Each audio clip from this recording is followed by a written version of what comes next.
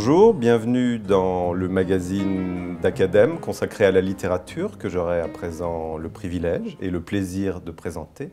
Et pour cette première rencontre, j'ai également le plaisir de recevoir Toby Nathan. Toby Nathan qui vient de publier aux éditions Stock ce livre, ce roman intitulé « Ce pays qui te ressemble ». Alors Toby Nathan, un roman à nouveau, vous êtes ethnopsychiatre, mais vous êtes également romancier, vous êtes distingué par le passé avec des œuvres dans les deux catégories. Vous revenez sur l'Égypte dans ce roman, l'Égypte, le pays dans lequel vous êtes né, avec un roman extrêmement foisonnant qui suit la trace d'un héros qui s'appelle Zohar, qui est né nettement avant vous, mais on ne peut s'empêcher de se demander s'il n'y a pas quelque chose d'un petit peu autobiographique là-dedans. Mais Zohar, né en 1925, vous permet de retracer en même temps que la trajectoire de ce romancier l'histoire de l'Égypte de 1925 jusqu'au début des années 50. Alors Zohar, vous pouvez nous en dire quelques mots, il a une histoire d'amour avec un personnage particulier. Bon, d'abord, Zohar, j'ai essayé je consacre toute la première partie du livre à expliquer que Zohar est conçu longtemps avant sa naissance, en fait. C'est-à-dire que les gens ne naissent pas seulement de leur père et de leur mère, mais ils naissent de force, quoi. Et donc j'ai essayé de mettre en évidence les forces qui ont présidé à sa naissance. Parce qu'il a des parents qui s'aiment beaucoup, il a un père qui est aveugle, et une mère qui est folle, et donc on les a mariés, l'aveugle et la folle, en se disant que deux handicapés ensemble, ça va faire une personne complète, quoi, quelque chose comme ça.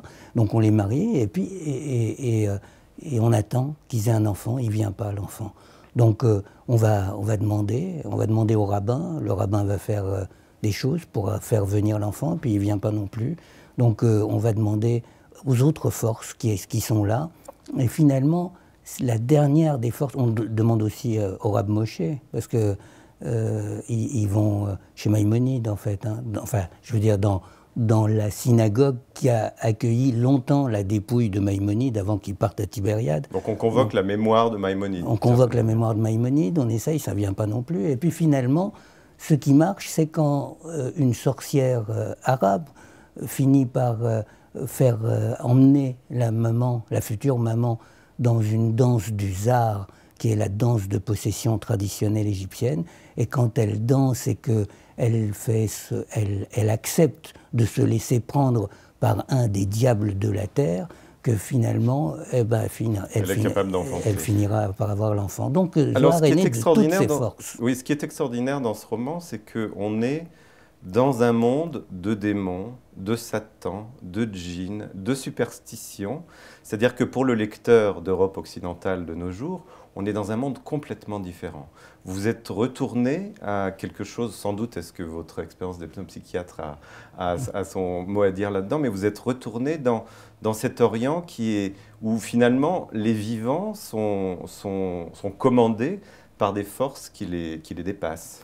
Oui, alors, bon, c'est aussi même dans la façon de s'exprimer aussi, c'est-à-dire on est très étonné sur les façons de parler. J'ai essayé de retranscrire en français cette façon de parler qui était la façon de parler de ma communauté, dans ma communauté quand j'étais enfant. Par exemple, on dit tous les trois mots « que Dieu nous préserve »,« que Dieu nous fasse attention à nous », etc. On n'arrête pas de s'adresser. C'est-à-dire que quand on parle, il y a toujours un témoin. On est là, par exemple nous deux, on est en train de parler, et puis il y a quelqu'un qui nous regarde. Donc si on dit quelque chose, on lui dit hey, « t'as entendu, excuse-nous si on a dit quelque chose qui ne va pas », etc. Donc il y a toujours un autre partenaire. Et ça, ce monde-là, il n'était pas forcément aussi flamboyant que je l'ai retranscrit dans mon livre, mais il était toujours présent. Par exemple, je vais vous donner un exemple.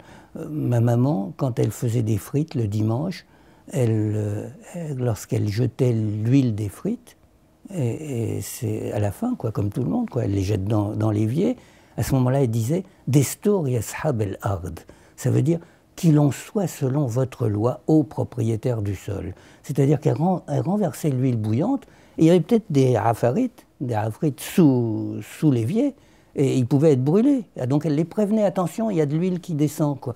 Et ma mère, c'était une prof de maths, elle était rationaliste totale, mais quand elle faisait des frites, elle continuait à faire ça. J'ai essayé de retranscrire cette ambiance. Une autre chose qui est frappante, c'est donc Zohar naît dans une famille juive, oui. Sa mère manque de lait, donc on fait appel à une nourrice arabe.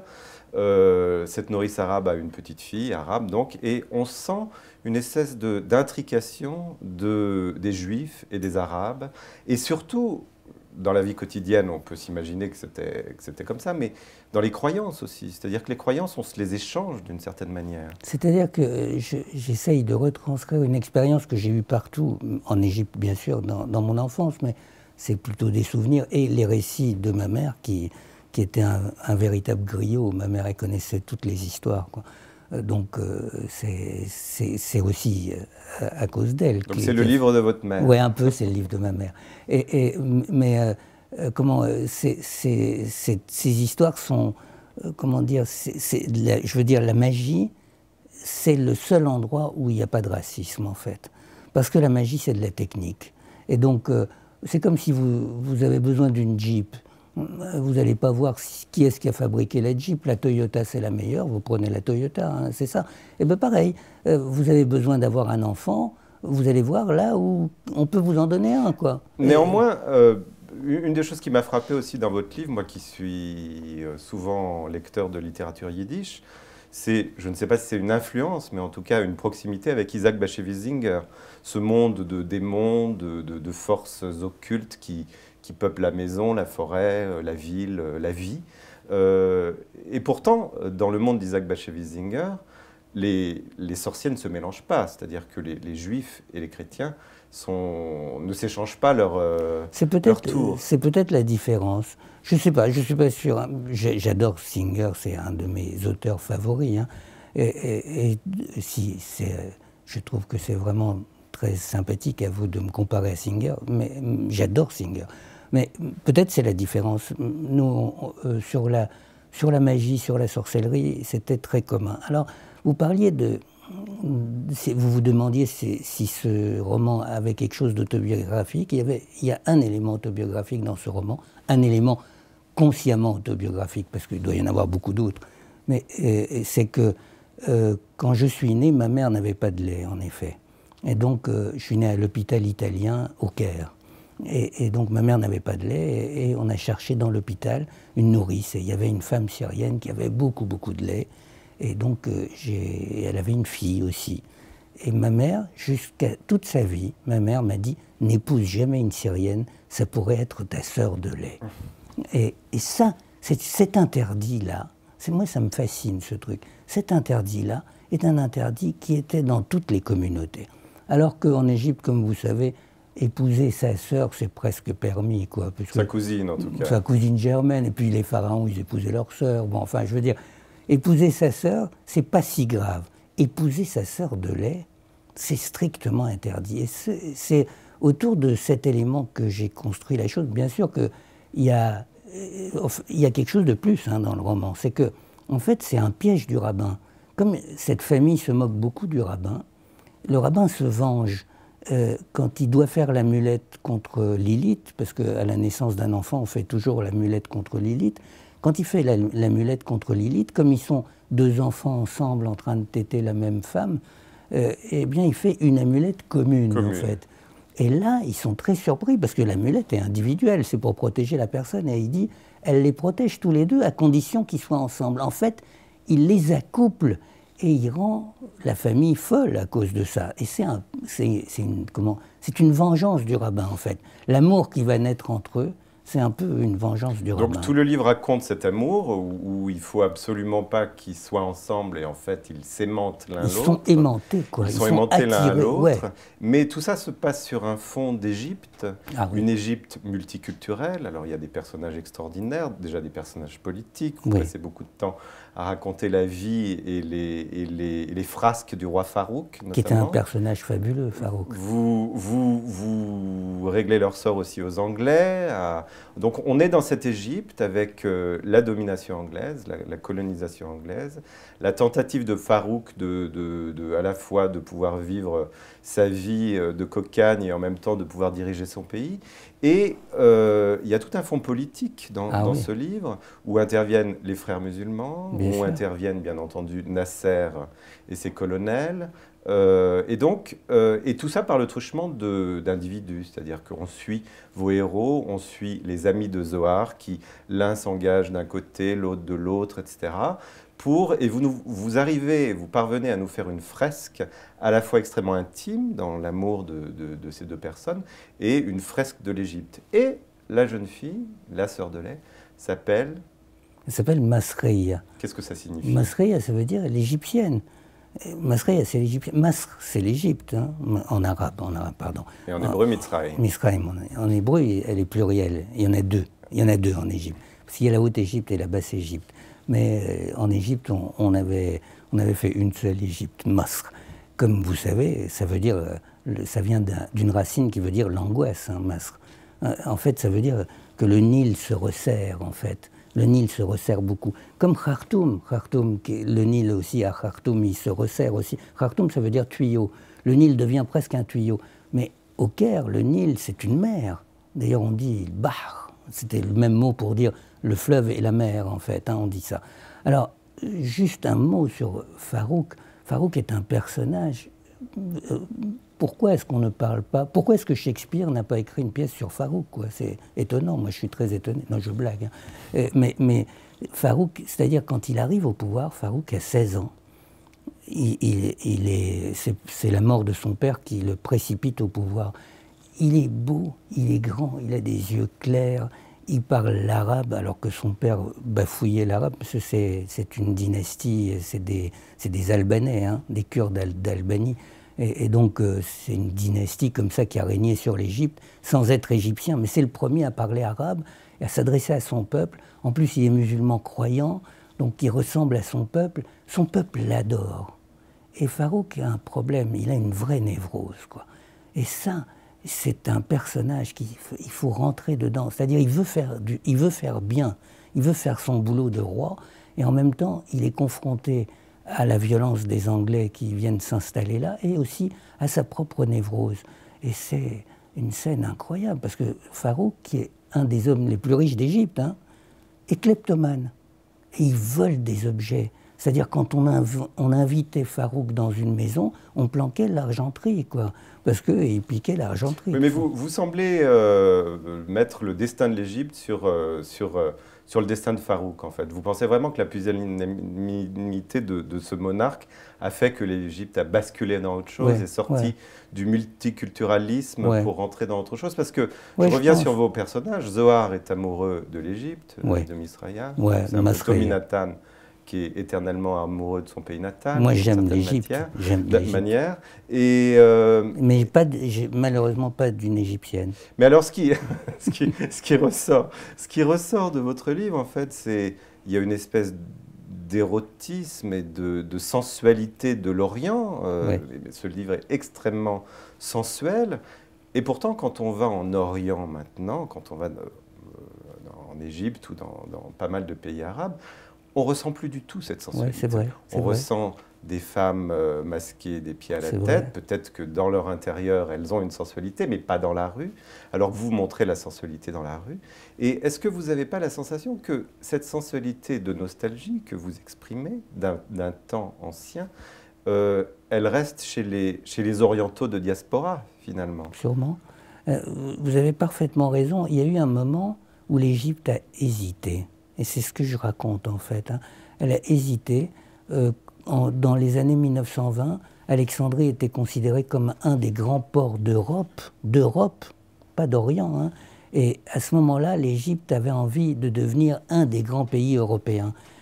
L'Égypte, les dirigeants égyptiens avaient envie de l'emmener là, l'Égypte. Et donc, 1950, après l'occupation anglaise, pendant la guerre, il y a eu 1 million de soldats britanniques stationnés en Égypte. Hein. Donc c'était une occidentalisation à outrance. Après-guerre, l'Égypte, c'était Hollywood. Les femmes se promenaient avec des robes à volants comme Marilyn Monroe, avec la taille serrée et des décolletés, etc. Il y a eu un grand cinéma égyptien, extrêmement magnifique, occidental. magnifique, un cinéma égyptien que je regarde régulièrement encore, magnifique, où il n'y a que des histoires d'amour dans le cinéma égyptien. Et donc, à ce moment-là, il y a une hésitation. Ça peut aller de ce côté, comme ça peut aller de l'autre côté. Et c'est vrai que, bon, ça ne tenait pas seulement à Farouk, mais cette hésitation est symbolisée dans l'hésitation de Farouk, quoi. Et ça aurait pu aller de l'autre côté. Oui, mais il fallait une force pour la force des colonels, la force des frères musulmans. Ils ont pas débarqué de nulle part, tous ces gens. Non, ils ont commencé très très tôt, en fait. Ils ont commencé très tôt et ils sont toujours là, en fait. Et alors, puisque vous vous dites il aurait pu en être autrement, vous pensez vraiment que les Juifs auraient pu rester en Égypte? Bon, déjà depuis 1948, c'était plus possible, quoi. Parce que l'Égypte a été la première des nations arabes à rentrer dans la guerre contre Israël. Et la défaite de l'armée égyptienne contre la jeune armée israélienne, qui était faite, comme vous savez, de briques et de broc, en fait, hein. Et l'armée égyptienne, qui était équipée, paraît-il, magnifiquement, en fait, il s'est révélé qu'elle était très mal équipée, que l'argent avait été détourné pour l'achat des armes, l'argent qui était destiné à l'achat des armes avait été détourné, qu'on avait acheté des armes qui ne fonctionnaient pas, enfin, etc. Et cette défaite a été une sorte d'humiliation terrible pour l'Égypte. À partir de ce moment-là, les Juifs étaient très très mal partis en Égypte. Mais les Juifs, c'est pas le seul problème, hein, je veux dire. C'est-à-dire que à ce moment-là, il y a une vingtaine de communautés différentes en Égypte. Les Juifs, c'est une toute petite communauté. Il y avait 70 000 personnes. Hein. C'est très peu, en fait. Hein. Donc c'est une toute petite communauté. Mais c'est le début du nettoyage, en fait, du nettoyage ethnique. À un moment donné, être égyptien, ça veut dire être musulman. Et à partir du moment où on pense ça, la chose a commencé à basculer. Et ça a commencé sur les Juifs. Mais ça s'est poursuivi après. Il y a eu les Arméniens, il y a eu les chrétiens, et puis maintenant il y a les Coptes, en fait, qui sont en train de subir la même chose encore, ce même nettoyage. Donc, au fond, les Juifs ne sont qu'un symptôme d'un grand nettoyage qui s'est fait en Égypte. Mais ils le regrettent, les Égyptiens. Vous savez que, c'est marrant, hein, mais pour Ramadan, les Égyptiens ont l'habitude de faire des séries télévisées. Et cette année, ils ont fait une nouvelle série télévisée pour que les gens puissent regarder la télé le soir en attendant le moment du dîner, quoi. Et cette année, la série télévisée s'appelle Hart el Yahoud, la ruelle aux Juifs. Et pour une fois, les Juifs qui sont représentés là ne sont pas des démons, des diables, des mauvais, etc. Au contraire, c'est une sorte de Roméo et Juliette. C'est la passion amoureuse d'une femme juive pour un militaire musulman égyptien. Et c'est ça la série. Donc, tout d'un coup, les Égyptiens disent « Ah, mais où sont passés nos autres ?» Exactement ce qui se passe en Pologne, la Pologne d'Isaac Bashevis-Singer maintenant, où des jeunes Polonais se mettent à apprendre le yiddish. Exactement, voilà. Ce pays qui te ressemble, vous avez intitulé ce livre ainsi. Le te, c'est qui? C'est Masreia. C'est-à-dire que l'histoire, on le voit presque pas, le personnage. Ce personnage de Zohar est toujours vivant, il est en France aujourd'hui, et c'est lui qui va présenter ce livre aux éditeurs, en fait.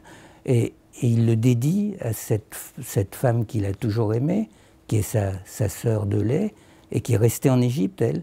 Et il lui dit « Je dédie ce livre, ce pays qui te ressemble ». C'est un jeu de mots aussi, parce que ce pays qui te ressemble, évidemment, c'est l'invitation au voyage. Et j'aurais aimé que ce soit une invitation au voyage. Bien, c'est une très belle invitation au voyage, avec des très belles pages aussi qui se passent à Paris, quand Zohar est à Paris. Des pages très nostalgiques d'un pays perdu. Et donc voilà, Toby Nathan, ce pays qui te ressemble, aux éditions Stock. Merci Toby. Merci beaucoup.